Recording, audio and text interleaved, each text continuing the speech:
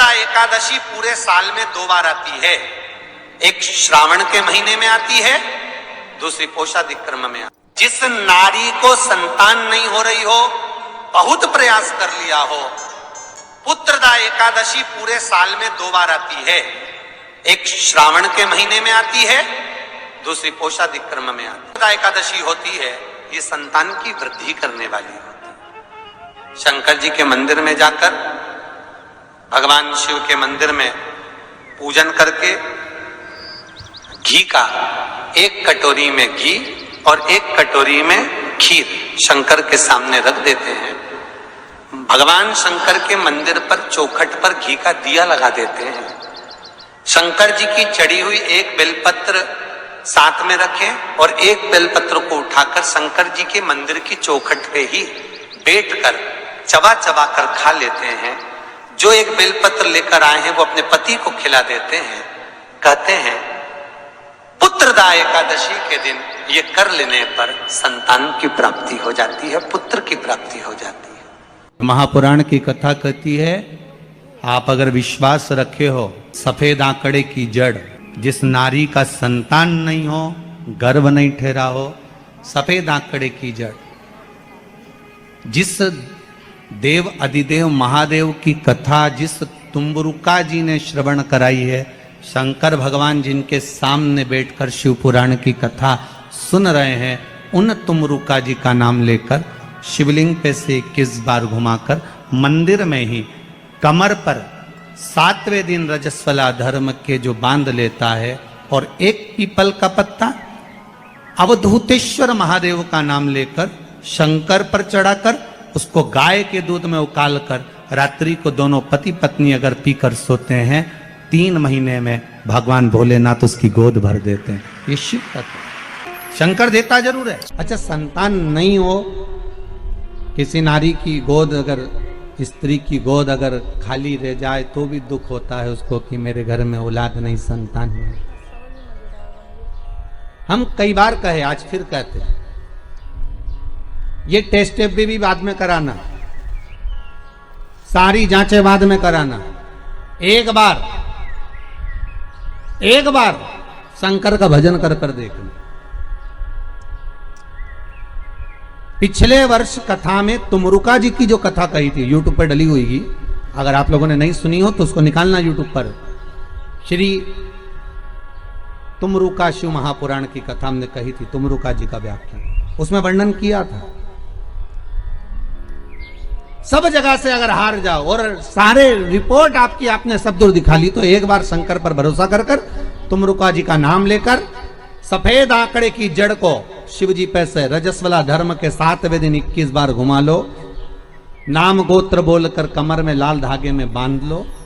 People के पत्ते शिव जी को चढ़ाओ, उठाकर लाओ। उस 1 पत्ते को रात्रि को गाय के दूध में उकालो और उस दूध को दोनों पति पत्नी पियो। साथ रहिए, समय आएगा, बाबा चाहेगा तो 3 या 4 महीने में गर्भ ठहर ही जाएगा। सारे डॉक्टर को दिखा लिया अपनी जगह, टेस्ट भी करवा लिया अपनी जगह, पर एक बार प्रयोग, और वो विश्वास रखकर करना पड़ेगा। शंकर पर जो भी कार्य कर रहे हो आप, जो उपाय कर रहे हो आप, शिव का स्मरण कर, भगवान पर अगर विश्वास रखोगे, भरोसो दृढ़ इन चरणन करो, श्री वल्लभ नख चंद्र छटा बिन सब जगमा ही अंधेरो। अगर भरोसा है तो शंकर है, और भरोसा नहीं तो शिव कहां से। विश्वास लेकर अगर आए हो तो काम तो होगा। ये लोग काशी से आए हुए हैं, विश्वास लेकर ही तो आए होंगे कि हम जाएंगे शंकर की कथा में तो बाबा कृपा जरूर करेगा। कई लोग यहाँ पर बैठे हुए हैं जो विश्वास लेकर आए हुए हैं, दूर दूर से आए हुए हैं, केवल विश्वास लेकर कि भगवान कृपा करेगा किसी ना किसी रूप में, मुझे विश्वास है कि बाबा मेरी सुनेगा। और फिर कहता हूं, कथा में अगर आपने मन लगा लिया, भले टीवी चैनल के माध्यम से श्रवण कर रहे हो, भले मोबाइल के माध्यम से श्रवण कर रहे हो, भले पंडाल में सुन रहे हो, बाबा से अगर दिल से आपने अगर कह दिया तो 3 महीना बहुत होता है सब कामना पूरी होने के लिए। मेरा बाबा आपको कुछ ना कुछ दे ही देता है, बस आपकी रुचि के अनुसार सुख प्रदान कर ही देता है। भगवान कृष्ण की 16,108 रानियां थी। कितनी रानियां? जम के बोलो जरा। 16,108। पर 16,108 रानियां होने पर भी भगवान कृष्ण के यहाँ जब औलाद नहीं हुई तब भगवान कृष्ण ने अपने गुरु गर्गाचार्य बाबा को बुलवाया और द्वारकापुरी में बुलवा कर पूछा, गुरुदेव मेरी 16,108 रानियों से औलाद नहीं होती, संतान नहीं होती, मैं क्या करूं? गर्गाचार्य बाबा ने कहा, तुम चिंता मत करो, पार्थिव शिवलिंग का निर्माण करो। शंकर भगवान के शिवलिंग का निर्माण कर कर एक एक रानी के साथ में 11-11 दिन तक बैठकर शिव जी का अभिषेक करो। और पार्थिव शिवलिंग का निर्माण गर्गाचार्य बाबा के कहने पर भगवान कृष्ण ने करा। एक एक रानी के साथ में 11-11 दिन तक भगवान शिव का अभिषेक करा। तब भगवान शंकर प्रकट हो गए और शिव जी प्रकट होकर बोले, कन्हैया मांगो तुम्हें क्या चाहिए? शंकर भगवान ने जब कहा, कृष्ण बोले मेरे यहाँ औलाद नहीं है। शिव जी ने कहा, क्यों चिंता करते हो? तुमने 11-11 दिन तक एक एक रानी के साथ में बैठकर मेरा अभिषेक करा है। जाओ मैं तुम्हें वर प्रदान करता हूं कि एक एक रानी से तुम्हें 11-11 संतान होगी और 1,77,186 भगवान कृष्ण के बच्चे हुए। ये शंकर जी की कृपा से। अब तुम्हें कितने चाहिए बोलो? भगवान कृष्ण के यहाँ अगर औलाद हुई तो किसकी कृपा से? अरे बोलो, बोले कौन होगा ऐसा? कितना करुणामय, कितना दयालु, कितना आनंद देने वाला। ब्रह्मलोक के देवता भगवान ब्रह्मा, वैकुंठ के देवता भगवान विष्णु और पृथ्वी का देवता अगर कोई है, इस मृत्यु लोक का अगर कोई देव है तो वो देवों का देव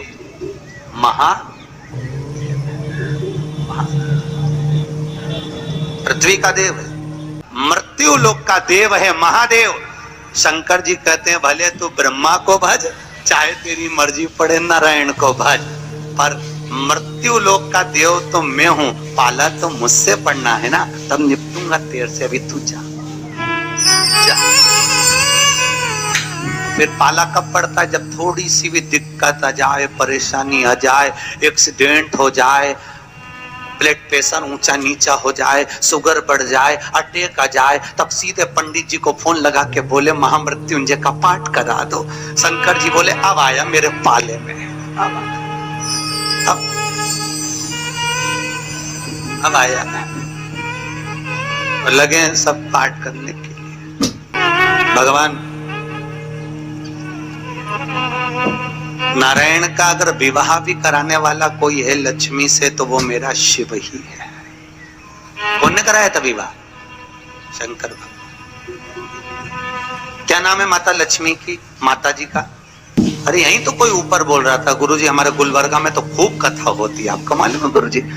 खूब कथा हुए हमारे यहाँ, खूब कथा चले। तो हमने कहा अच्छी बात है, बताओ जल्दी से माता लक्ष्मी जी की माँ का नाम क्या है? बोलो तो। हर हर महादेव। माता लक्ष्मी की माँ का नाम था ख्याति देवी। क्या नाम था? ख्याति देवी। कितनी लक्ष्मी हुई?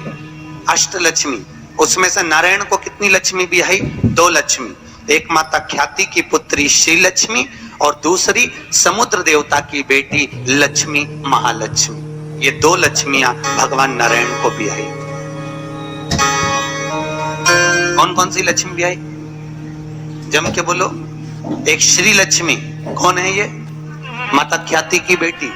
और दूसरे नंबर पर महालक्ष्मी, कौन है ये? समुद्र देवता की बेटी। अब जिस नारायण भगवान के साथ में मंदिर में लक्ष्मी जी की पूजन करते हो, वो लक्ष्मी इन दोनों में से कौन सी? बोलो जल्दी। महालक्ष्मी तो मात्र 7 दिन तक भगवान नारायण के साथ रुकी थी और 7 दिन रुकने के बाद में जब श्री लक्ष्मी ने भगवान शिव से जाकर निवेदन करा, भोलेनाथ मेरे प्रभु नारायण का विवाह समुद्र देवता की बेटी महालक्ष्मी के साथ भी हुआ है, आप करुणा करिए। तब भगवान भोलेनाथ ने पार्वती जी का एक मंगल सुमंगल आनंदमय तीज का व्रत बताया। तीज का व्रत जब श्री लक्ष्मी ने करा, वो व्रत आज भी माताएं करती हैं, निमाणी की पूजन करती हैं, आज भी सत्तू बनाती है। और 3 तरह का सत्तू बनता है, आटा का, बेसन का और चावल का। तीनों का अलग अलग प्रमाण है। कल आपको कथा में बताएंगे कि आटे के सत्तू का क्या प्रमाण है, और आपको मालूम हो तो आप हमें बता देना, उसमें कोई दिक्कत वाली बात नहीं हो। और तो कथा तो ऐसी चलेगी, आधी हम बाँचे आधी तुम बाज देना। आटे का सत्तू, चने की दाल का सत्तू और चावल का सत्तू, ये तीनों क्यों बनते हैं? और सत्तू भी बनाओ तो चक्की ऐसा बना लो, पर पिंडा बनाना क्यों जरूरी होता है? वो पिंडे का क्या महत्व है? और श्री लक्ष्मी और महालक्ष्मी की कथा में वर्णन है दोनों। वो कथा कल आएगी, उसको अपन कल लेंगे। पर आज जो कथा चल रही है कि श्री लक्ष्मी को माता पार्वती जी का विवाह, सुंदर व्रत बताया, और उस व्रत को माता पार्वती ने करा। और उस व्रत को माता श्री लक्ष्मी ने जब करा, पार्वती के व्रत का हो, तब माता श्री लक्ष्मी और महालक्ष्मी दोनों एक हुई और एक होकर नारायण के साथ में जाकर विराजमान हुई। आज भी जो माता लक्ष्मी का एक हाथ नीचे है और कमल का पुष्प पकड़ी है, वो लक्ष्मी जी का महालक्ष्मी दर्शन है। और माता अगर हाथ देर से इशारा कर कर आशीर्वाद दे रही है, वो श्री लक्ष्मी का भाग है। माता दो भाग,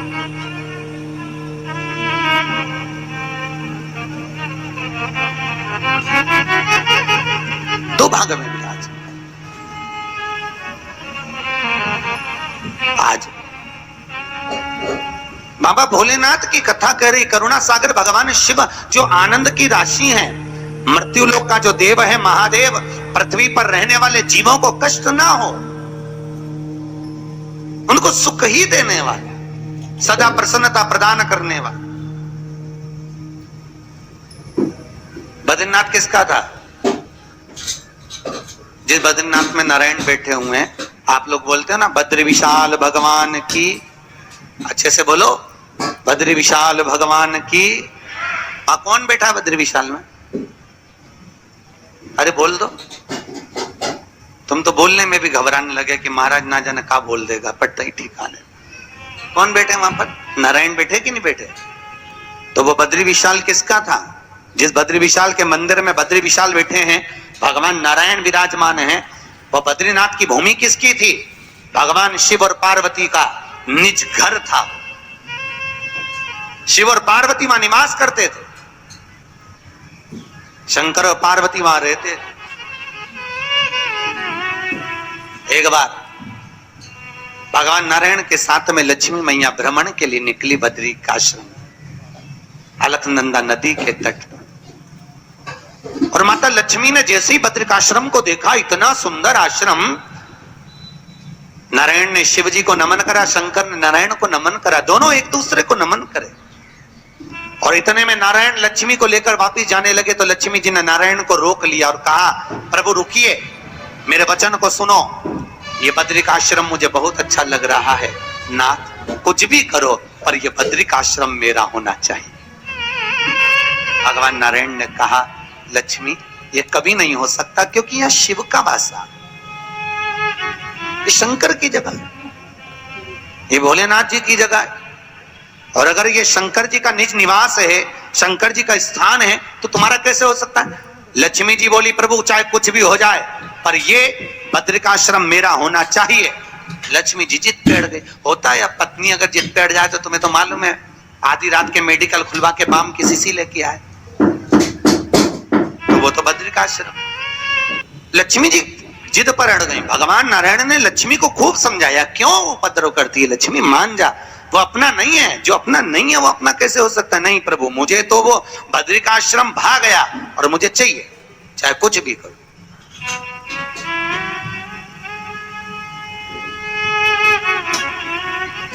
और देखो, अगर भाग्य में है, किस्मत में है, तो जरूर मिले।